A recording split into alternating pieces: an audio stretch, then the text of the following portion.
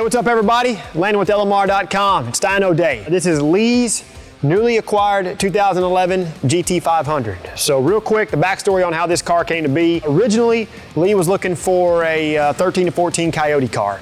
Well, you know, scrolling through the marketplaces, the online listing sites, the whole 9 yards, really wasn't seeing a Coyote car that he liked, and then this popped up. It's a glass roof car. We ran the numbers on this one. Race red, white stripes, performance pack. With all those options, as you see it, this is one of 126. So considering the build number, considering the miles, and considering the price of what it was, Lee was like, well, heck, I'm just gonna get into a Shelby GT500 for now, can always come back to a Coyote car. So here we are. No, it does not have the stripes on it currently. Whenever Lee purchased it had the wrong stripes on the car. So that was one of the first things Lee did, was take the stripes off. We're gonna kind of clean it up, do some paint correction, all the whole 9 yards, and we'll get the correct stripes back on it. But the way you see it, it has a JLT, no tune required, cold air intake, Borla catback exhaust, and a VMP heat exchanger. Other than that, the car is stock. Lee has 93 octane fuel in the tank. These cars had the Tremec 6060 transmission. It's a dual overdrive transmission, so our pulls will be made in 4th gear, which is the 1-to-1 ratio. These had a 2-piece drive shaft. Being that this is a performance pack car, has the 373 rear gear, and that is a 20-inch rear wheel with a 285 35/20 tire. Other than that, you know the drill. We'll make sure we're good to go, and then it's go time.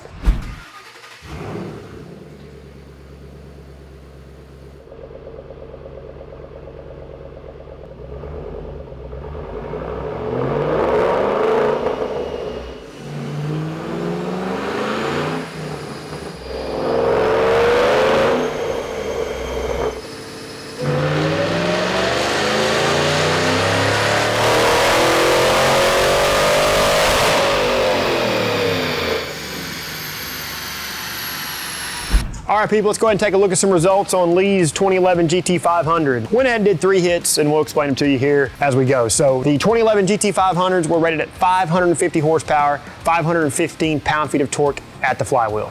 Lee's car, run 1, 502.7 horsepower at 6,200 RPM, 480.6 pound-feet of torque at 4,100 RPM. Y'all know us, we always like to do 2 pulls. That's what we did.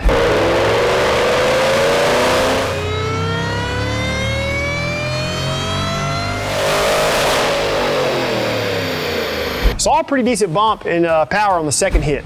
508 horsepower on the nose at 6,200 RPM, 483.9 pound-feet of torque at 4,100 RPM. That's pretty damn impressive considering, you know, a JLT no tune required cold air intake. Because we can, and y'all seen us do this before. We went to the break room, got a trash bag, and dumped a whole thing of ice in there, and we set it on the supercharger and throttle body and part of the inlet tube on the cold air kit for about 30 minutes. What the heck, why not? Let's see what happens. We took that off, reran it.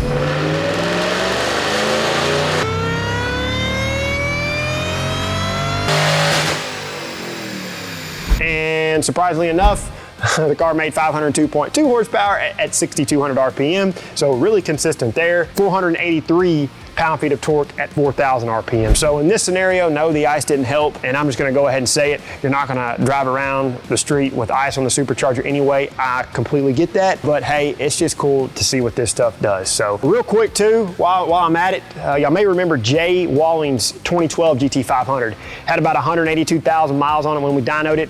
That car made 486. We did find out later though, the clutch was slipping a little bit, so that could have played factor in his car making a little bit less than this. But again, completely different days. The dyno isn't in a different room, so when you get down to the nitty gritty, you know, you're splitting hairs. So nonetheless, we're gonna turn y'all loose. Hope y'all enjoyed it. Remember to like the video, subscribe to our channel, turn on notifications. That way you're notified every time we release something new. And until we see you in the next dyno video, y'all know what to do for all things S197 Mustang. Keep it right here with the real enthusiasts, LMR.com.